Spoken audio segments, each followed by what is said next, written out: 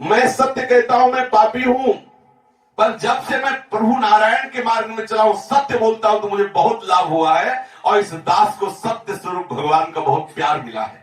नारायण स्वामी कह रहे हैं सत्य बोलो, ये कागज पर बड़े अक्षर में लिख करके जहां आप रहते हो वहां टांग लो।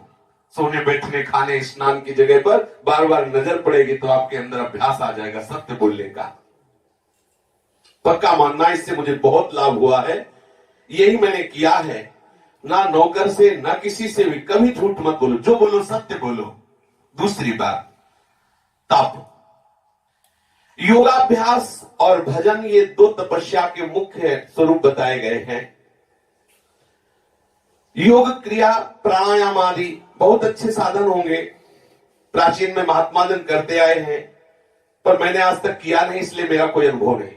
नारायण स्वामी कह रहे हैं मैंने कभी प्राणायाम आदि किया नहीं, मेरा कोई इसमें अनुभव नहीं, इसलिए मैं इस विषय में किसी को भी प्रेरणा नहीं दूंगा। इतना जरूर बताऊंगा, बिना किसी सिद्ध योगी के प्राणायाम आदि का आचरण नहीं करना चाहिए, और बिना अखंड ब्रह्मचर्य का नियम लिए कोई प्राणायाम आदि का, वो बात अलग है। कपाल भाती आदि जो ये प्राणायाम प्राणों को वश में करके भगवदाकार करने की बात। आप पद्मासन सिद्धासन बैठे ब्रह्मचर्य नहीं है तो आप गर्मी नहीं सह सकते, आसनों की ऊर्जा शक्ति को बर्दाश्त नहीं कर सकते, आप प्राणायाम शक्ति को पचा नहीं सकते। उसको पचाने के लिए ब्रह्मचर्य चाहिए, उसको ठीक से प्राणायाम करने के लिए सदगुरु चाहिए, जो योग के द्वारा सिद्ध हो चुका है, जो जानता है किस नाड़ी में कहां वायु बिगड़ जाए तो किस पद्धति से सुधार करना चाहिए।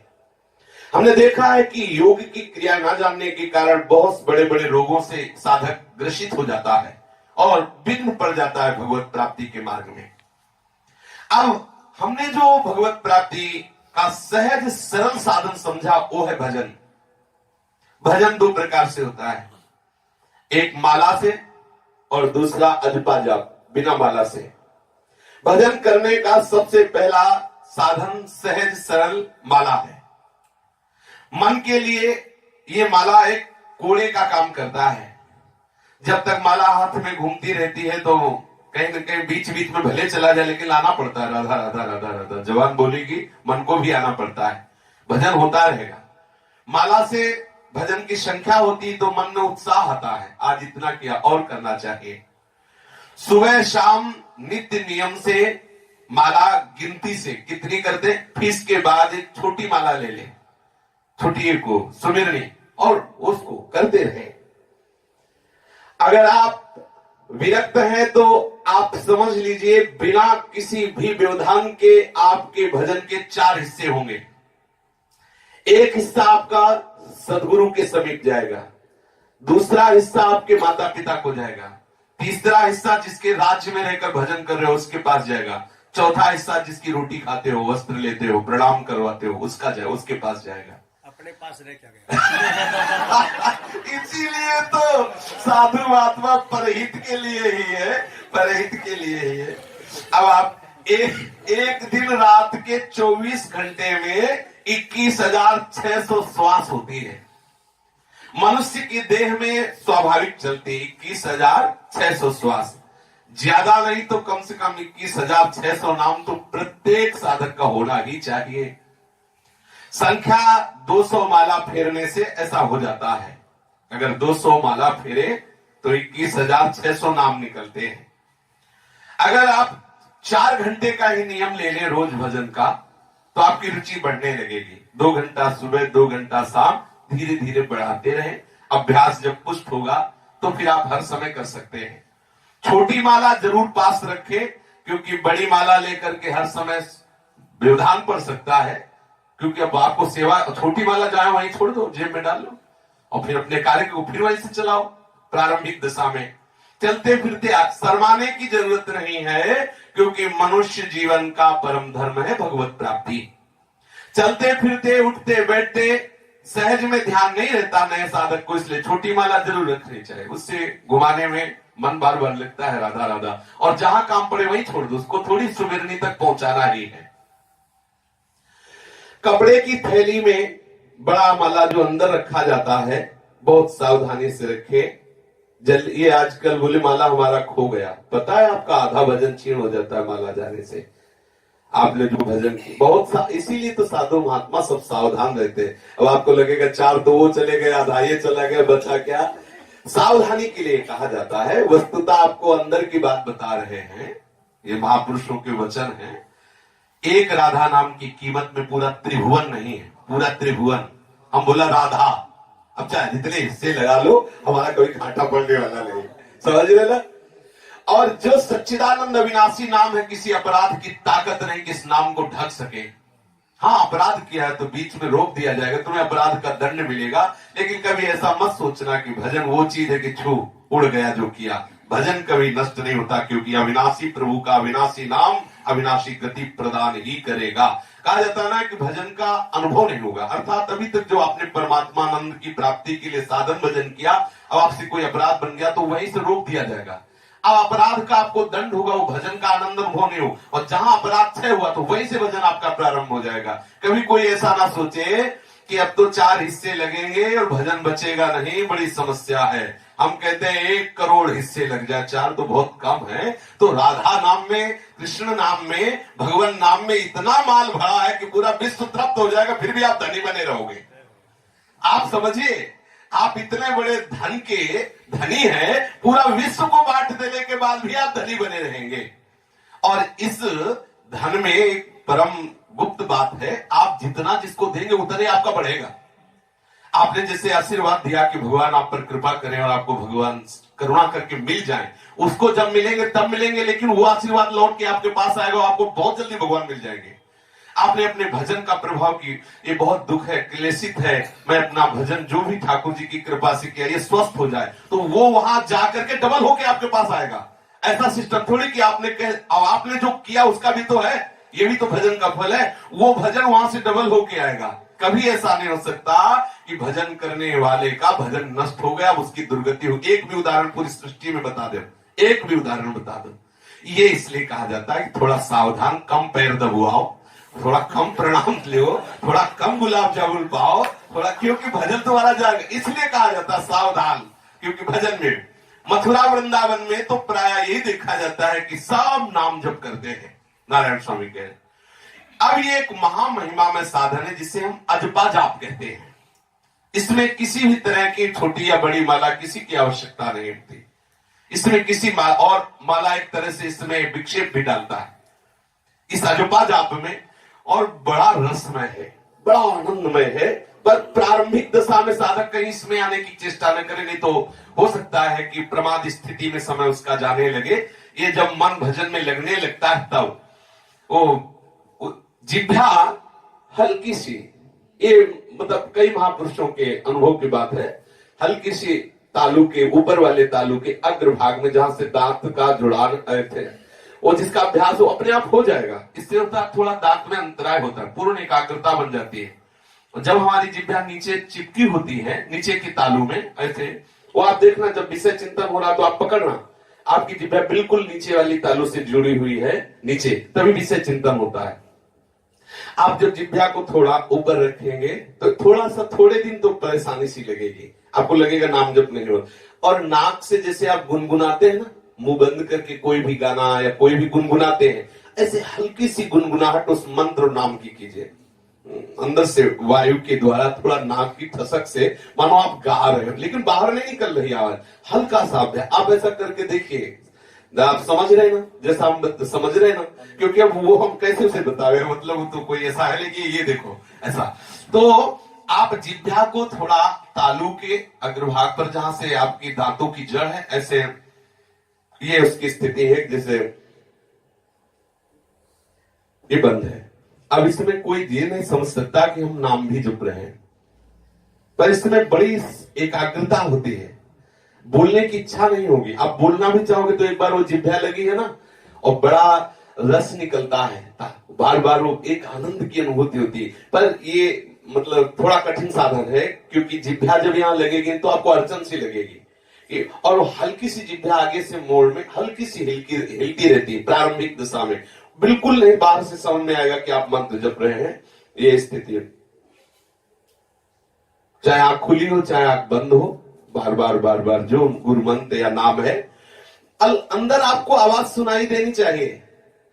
अंदर जैसे कोई कहता कैसे सुनाई दे, साउंड से थोड़ी उसको मजाक होता है, कोई उससे वो स्वर व्यंजन थोड़ी कि भाई ये देखो ऐसी आवाज आती है उसमें, ऐसा वो आपको सुनाई देनी चाहिए कि आप जो राधा नाम, जो राधा वल्लभ नाम या जो भी आप नाम महामंत्र जो भी आप जप रहे हैं वो आपको सुनाई देना चाहिए। और बिल्कुल बिल्कुल सरल है, बिल्कुल सरल है। नाक के अंदर से वो एक ठसक से हल्का सा वायु का दो कि वो कटाक्ष मंत्र का उच्चारण होने लगता है। जैसे गुनगुनाते हैं ना तो बाहर आवाज आ जाती है, हम गुनगुनाते हैं लेकिन आवाज बाहर नहीं आती। अंदर बड़ा मस्ती का विषय है ये अंदर का। और फिर कुछ दिन बाद ये भी सब खत्म हो जाता है कि जवान कहाँ लगी कुछ पता ही नहीं, क्योंकि इसकी वो तो पूरी मंत्राकार वृत्ति आ गई। कैसे भी खड़ा रहे, बैठा रहे, पड़ा रहे, चलता रहे, वो नाम भोजन चल रहा है, वो नाम चल रहा है। ऐसा नहीं कि जवान भोजन का स्वाद ले तो नाम छो, अखंड नाम चलता है। अरे सोवत हूं रसना रटे राधा कृष्ण सुनाम।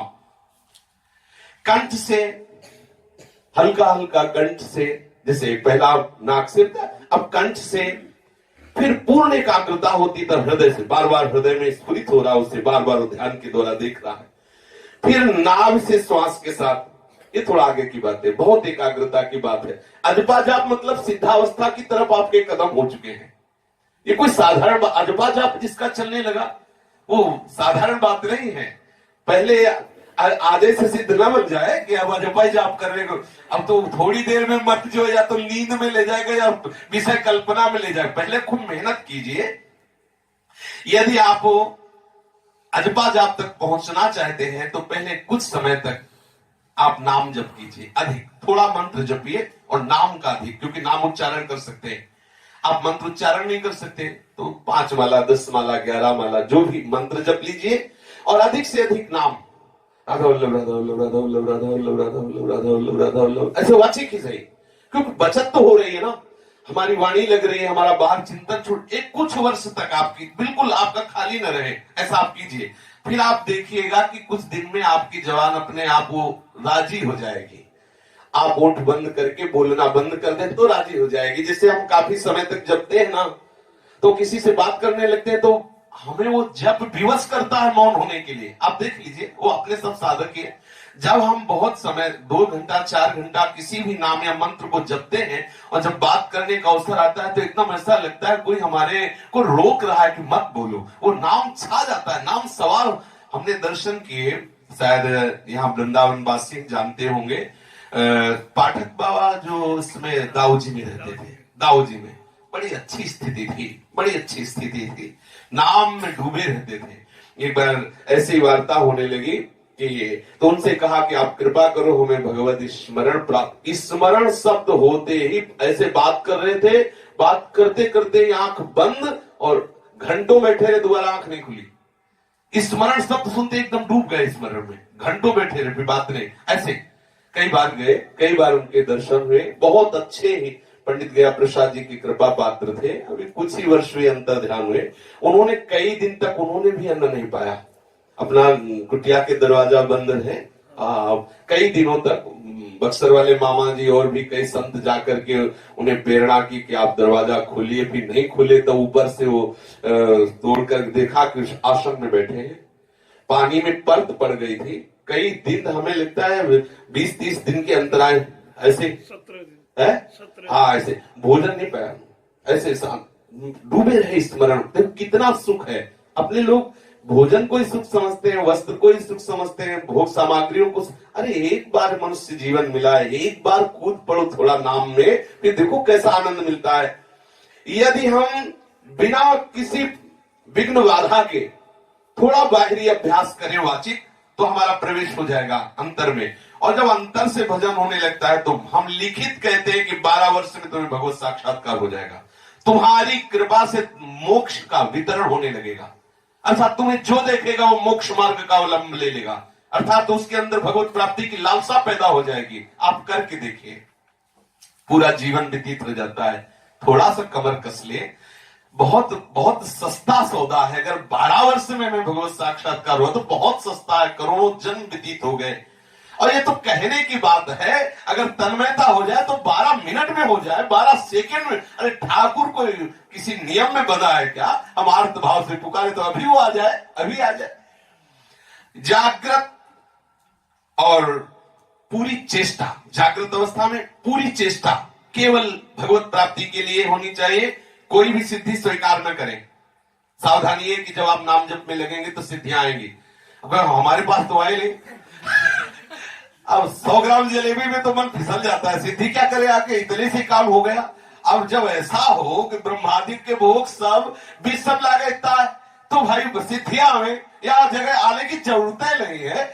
जब हो मतलब किसी साधारण गार्डई की थप्पड़ से आप लौट जाते हो तो महावीर को फोन करके बुलाने की जरूरत क्या है?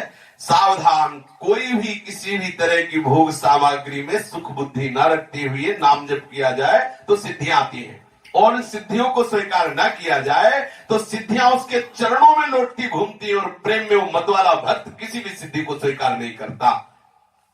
अब इस सजपा जाप को अपने जीवन में लाने के लिए साधक एक समय भोजन का नियम ले। 24 घंटे में एक बार भोजन, मरोगे नहीं, अमर हो जाओगे।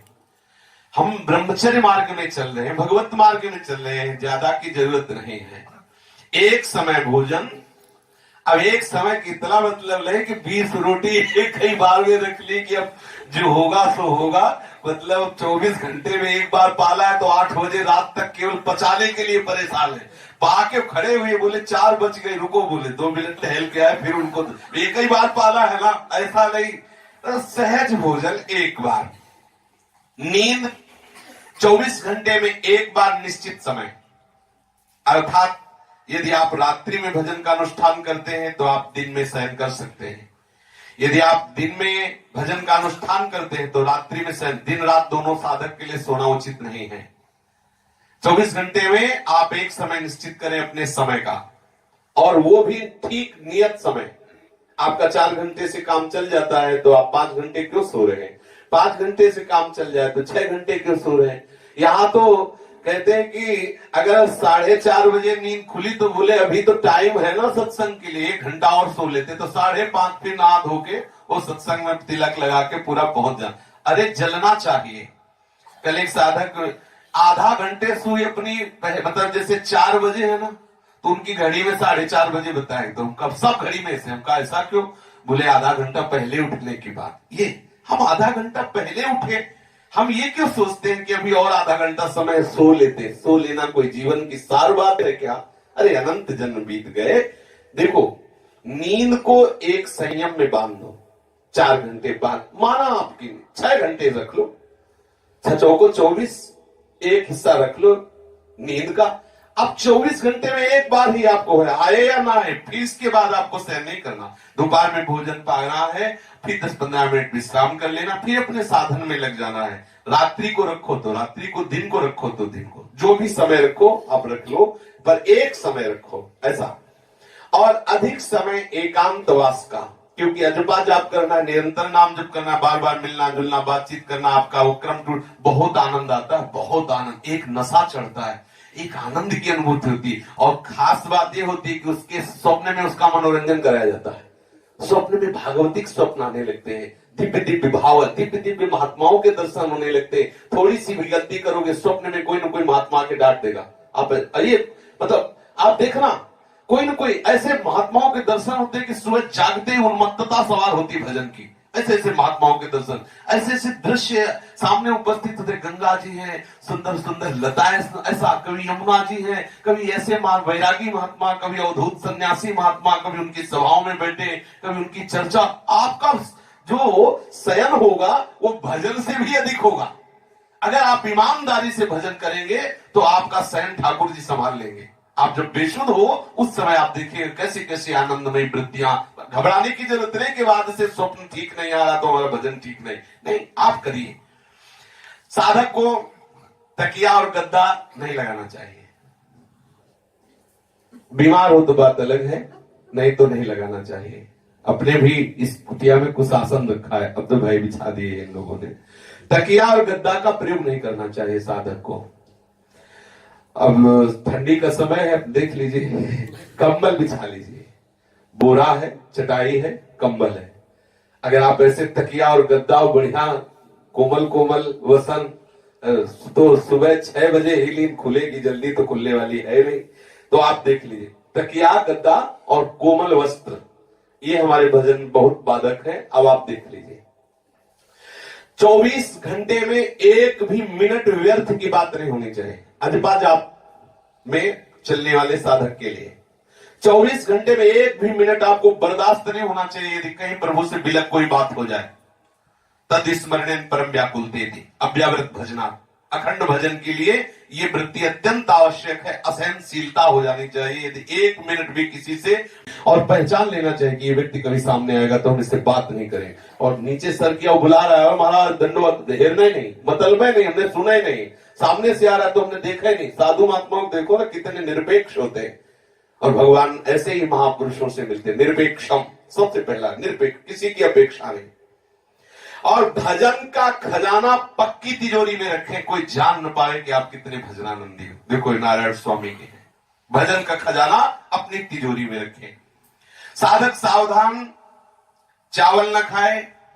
देखना भाई, समझना, जो बिहार का हो, उड़ीसा का हो तो थोड़ा वाला तो पाई लेना, अब आप देख लेना। इसे नारायण स्वामी लिख रहे हैं कि अगर अजपा जाप करना है, अब मान लो बंगाल बिहार का शरीर है, बोले चावल, अब रोटी से परिचय है लेकिन चावल पाला है नहीं तो हवा पा के रह गया, वो अपने अनुकूल देख ले। मतलब यहां बोले चावल लिख लेना चाहिए या फिर पुनः लिख लेना। ये चीजें वास्तविक बात है। संन्यास मार्ग में जब थे तो इन चीजों को लिखे हुए थे कि हमें ये चीजें नहीं पाना, एक ब्रह्मचर्य की घातक और भजन में विक्षेप डालने वाले। नारायण स्वामी के कर कमल से लिखी हुई, चावल नहीं पाना, दही नहीं पाना, खटाई नहीं पाना, बहुत कम मात्रा में तेल पाना, बहुत कम मात्रा में, कभी लाल मिर्च नहीं पाना, बाजार का मसाला नहीं पाना, मूंगफली नहीं पाना, फूल गोभी नहीं पाना, बैंगन का भरता नहीं पाना, और जो भी वायु बढ़ाने वाली, कब्ज बनाने वाली, उनको नहीं पाना। ये ध्यान देना है। ये पदार्थ, प्याज लहसुन की इसलिए वार्ता नहीं इसमें लिखी गई क्योंकि प्याज लहसुन खाया ही नहीं जाता उपासकों, तो यहां उनकी बात ही नहीं। जो प्याज खाता है उसे प्रेत योनि मिलती है। इसमें टिप्पणी में लिखा हुआ है कि प्याज लहसुन नारायण स्वामी ने इसलिए नहीं लिखा कि साधक का तो आहार ही नहीं है, साधक के विषय में प्याज लहसुन शब्द का उच्चारण ही नहीं। प्याज लहसुन खाने वाले को निश्चित प्रेत योनि मिलती है, ऐसा इसमें लेख लिखा हुआ है। पीछे भी एक बार चर्चा में कहा, श्री स्वामी राम सुखदास जी की वाणी जी में लिखा था कि प्याज लहसुन खाने वाले को प्रेत योनि मिलती है। मूंग की दाल ले सकते हैं, पतली रोटी या ब्रजवासियों की रोटी, आलू का भुर्ता ले सकते हैं, और हरी पत्तियों वाला साग ले सकते हैं यदि किडनी ठीक है तो।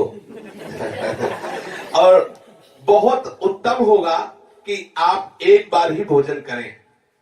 दाल में घी डलवाने की आवश्यकता नहीं, दूध आधा सेर से अधिक नहीं होना चाहिए, और दूध में पानी मिला हो तो अच्छा है, वो तो मिलाना नहीं पड़ेगा, अपने आप मिला हुआ आता है। मतलब गाढ़ा दूध नहीं चाहिए, ब्रह्मचारी को गाढ़ा दूध की आवश्यकता नहीं।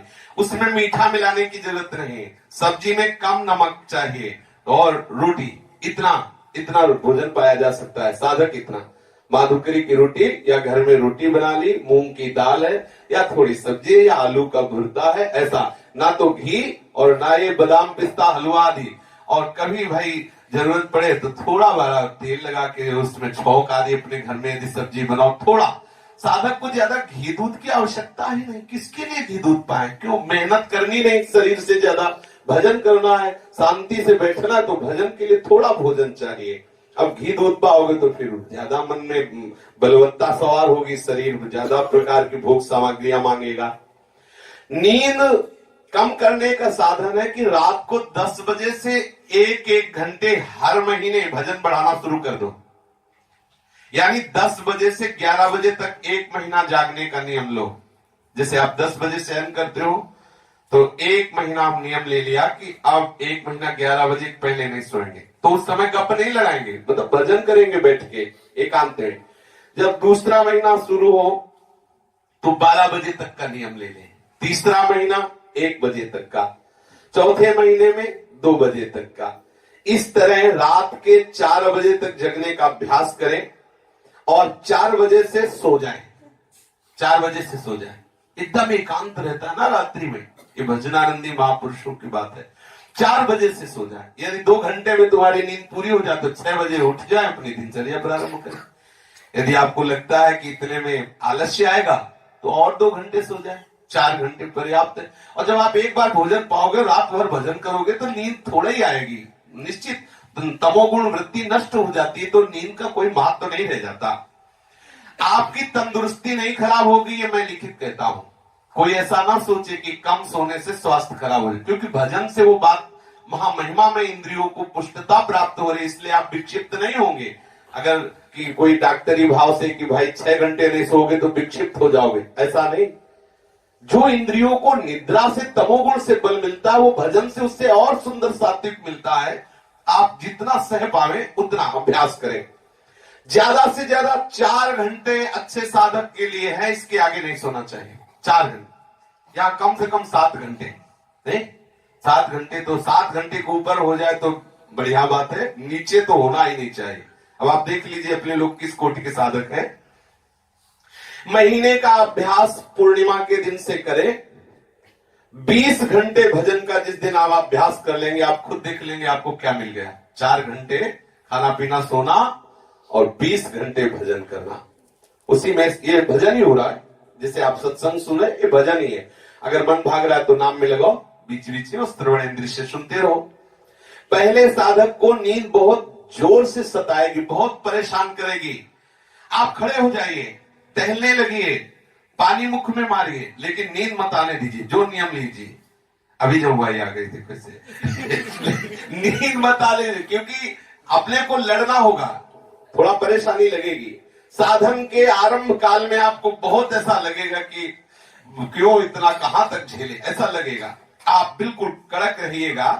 नींद की खुमारी दिमाग में घूमने लगेगी, तुम्हारा शरीर हो सकता है चकराने लगे, ऐसा लगेगा कि गिर जाएंगे, पर आप ध्यान रखना वही चकराने में मंत्र चलने लगेगा। समझ रहे ना? नींद की गर्मी में जो चक्कर शुरू हुआ, उसी चक्कर में मंत्र शुरू हो गया। ऊर्जा शक्ति चाहिए, ये ऊर्जा शक्ति बढ़ेगी। 2 घंटे 4 घंटे ऐसा। और ये कभी कोई लिखित उन्होंने कहा, ये कभी कोई ना सोचे कि उसका स्वास्थ्य खराब हो जाएगा, ऐसा नहीं हो सकता।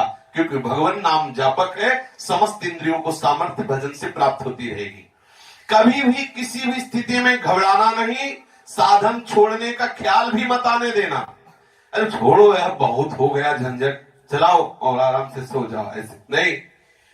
रात के आपके कमरे में दूसरा कोई प्रवेश ना करे, ये नियम बना ले। आपका अपना कमरा सुरक्षित हो, भगवत कृपा से ऐसा तो आपका कमरा सुरक्षित होना चाहिए। और हम तो कहते हैं कमरे में किसी को क्यों मिलने दो, आप बाहर मिलिए। किसी को मिलना है, आप बाहर अपने कमरे में क्यों बुलाएं? आपका साधन कक्ष आपके ही परमाणुओं से सुव्यवस्थित सुरक्षित रहना चाहिए। आप ताला चाबी रखिए, अपना लगा दीजिए, दर्शन किए, सत्संग सुनिए, फिर अपने कमरे में बंद हो।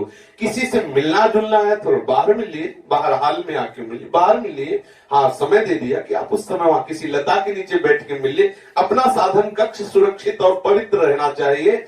और भाई जी के शब्दों में कि जैसे व्यभिचार प्रवृत्ति होती है, अर्थात कमरे में कई लोगों का आना जाना होता है, तो परमाणु उसको साधन के नहीं मिल पाते हैं और उसकी सिद्धावस्था में बड़ी कठिनाई होती है। इसलिए साधक को अव्यभिचार वृत्ति अर्थात कोई भी कमरे में प्रवेश ना करे, किसी भी तरह के दूसरे परमाणुओं का प्रवेश। थोड़ा करके देख लो क्या परेशानी है। ठाकुर जी ने सब व्यवस्था दी है अपने लोगों को, तो आप अपने नियम से, किसी से वैर नहीं, पर कोई मिलना चाहता है तो बाहर मिले हमारे साधन कक्ष में। साधन कक्ष सुरक्षित और भजन परायण परमाणुओं से युक्त। अब ऐसा नहीं कि आप दूसरे को तो प्रवेश मत करने दो और आप खुद कमरे में वो आचरण करो जो आपके भजन के विरुद्ध है, तो आप देख लीजिए फिर आपको खुद प्रकृति जलाएगी, दंड देगी। रात को कमरे में किसी का प्रवेश नहीं होना चाहिए। किसी को भी जो आपके आसपास कमरे में रहता हो सोते हुए देखना नहीं चाहिए। मान लो रात में भजन, तो ये सो रहा है कि नहीं सो रहा, नहीं देखना, क्योंकि हमें फिर वो वैसी भावना बनेगी हम भी सहन करें। तो अगर जागकर भजन करना चाहते हैं तो सहन करते हुए पर दृष्टि ना डालें। आप अर्थात आप अपने ही कमरे में रहे, वहीं टहले अंदर। तकिया गद्दा सुखपूर्वक सैया इसका त्याग कर दें। अब इस पे सोने को सोचे कि इसमें माला, सोफा पे बैठ के माला, एसी में बैठ के माला, गद्दा तकिया में बैठ के हो गया माला, 5 मिनट में वो माला माल हो जाओगे, आप सो जाओगे, पता ही नहीं चलेगा। तकिया गद्दा साधक के लिए ठीक नहीं है। साधक ज्यादा सुकोमल वस्त्रों पर अगर सहन करेगा तो अधिक नींद आएगी और नींद तंग करेगी। साधक चाहे गर्मी हो चाहे सर्दी, ऊन और कुशा के सिवा कोई आसन न बिछाए, ऐसा ही जीवन में रहा है। ऊन और कुशा के सिवा कोई शासन, कंबल और कुशासन। कुशासन नहीं मिल पा रहा तो कंबल का आसन है, नीचे टाट बिछा लो, चटाई मिलती चटाई डाल लो, एक कंबल डाल लो, बस शयन करना है। अपने हाथ की तकिया है, जितनी देर नींद आई सुखद आई, नहीं तो बैठ गए नाम जप कर रहे। अब 14 प्रकार की तकिया, छोटी मझोली और बड़ी, तो भजन क्या होगा ठाकुर जी जाने।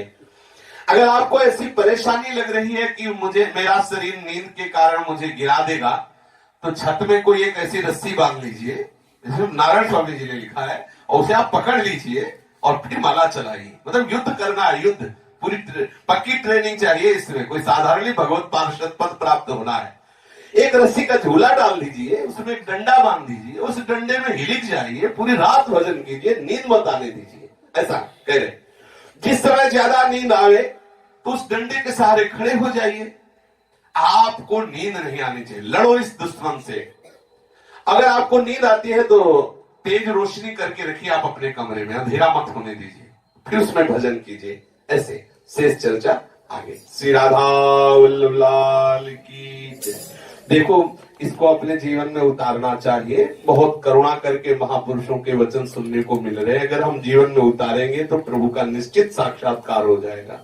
जय जय श्यामा, जय जय श्याम, जय जय श्री वृंदावन धाम। जय जय श्यामा, जय जय श्याम, जय जय श्री वृंदावन धाम।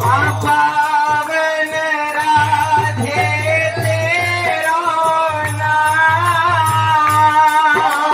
राधे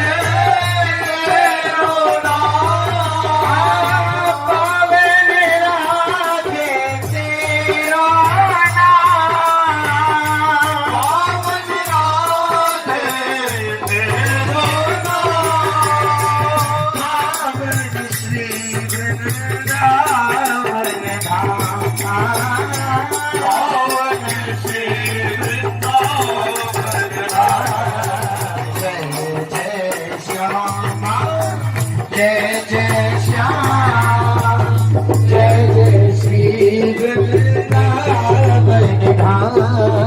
जय जय श्यामा, जय जय श्याम, जय जय श्री वृंदावन धाम। मेरी श्यामा मेरा श्याम,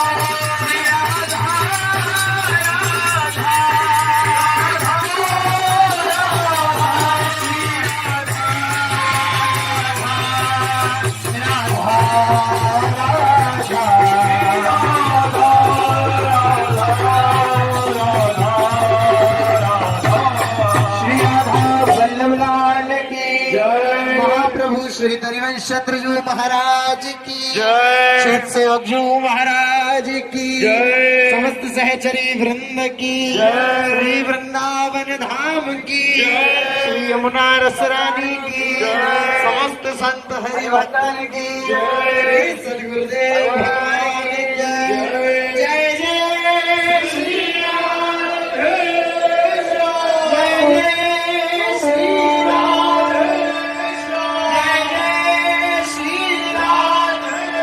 जय जय श्री हरि वंश बोलिए सतगुरुदेव भगवान की, सतगुरुदेव भगवान की, विलक्षण सत्संग की।